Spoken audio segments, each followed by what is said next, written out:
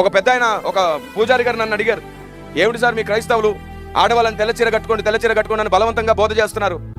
ఒక అమ్మాయి ఇలాగే తెల్లచీర కట్టుకొని పెళ్లికి వెళ్తే నీ భర్త ఎప్పుడు చనిపోయాడని 10 మంది అడిగారంట, ఆమెకి ఎంత అవమానం సార్ అన్నాడు. నేను అన్నాను, ఎలాంటి బలవంతాలు సంఘాల్లో చేయరు సార్.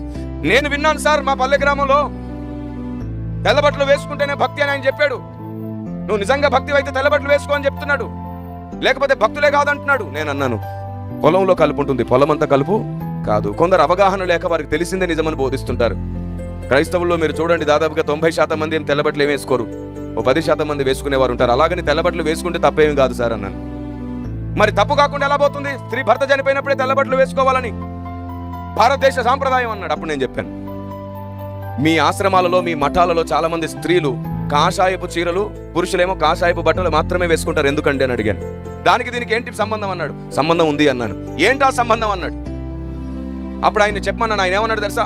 ఎవరైతే తమ జీవితాన్ని ఇంకా పూర్తిగా ఆశ్రమానికి మఠానికి అంకితం చేసుకుంటారో వారు పవిత్రతకు శాంతికి చిహ్నంగా కాషాయపు బట్టలు ధరించుకుంటారు సార్. నేనన్నాను, అదే నిజమైతే మా క్రైస్తవులలో కూడా ఎవరైతే ఇంకా సేవకు తమ జీవితాన్ని పూర్తిగా సమర్పించుకొని మా ఇష్టం కాదు ఇంకా దేవుని ఇష్టమే మా బ్రతుకని సమర్పించుకొని ప్రతిష్ఠించుకున్నారో అలా జీవితాలు సమర్పించుకున్న స్త్రీ పురుషులే రంగు బట్టలు కూడా వద్దు అని త్యాగం చేసుకుని తెల్ల బట్టలు మాత్రమే వేసుకుంటున్నారు. మేము దేవుని వారము, శాంతికి చిహ్నం, పవిత్రతకు చిహ్నం అని అన్నా.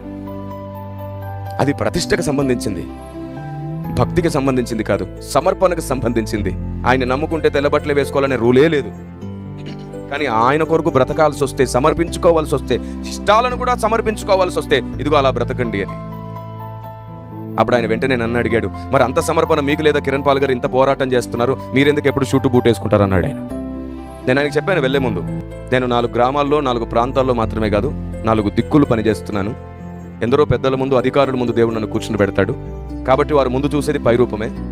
నా పైరూపాన్ని బట్టి నా దేవుని వాక్యం, నా దేవుడు ఎప్పుడు చులకనవ్వకూడదు. కాబట్టి పాము వంటి వివేకంతో మేము పనిచేస్తున్నాం. మా భక్తి మా బట్టల్లో కాదు, మేము చేస్తున్న పనిలో మా ఫలమును బట్టి మేమేమిటో నిరూపించబడుతుంది. Praise the lord.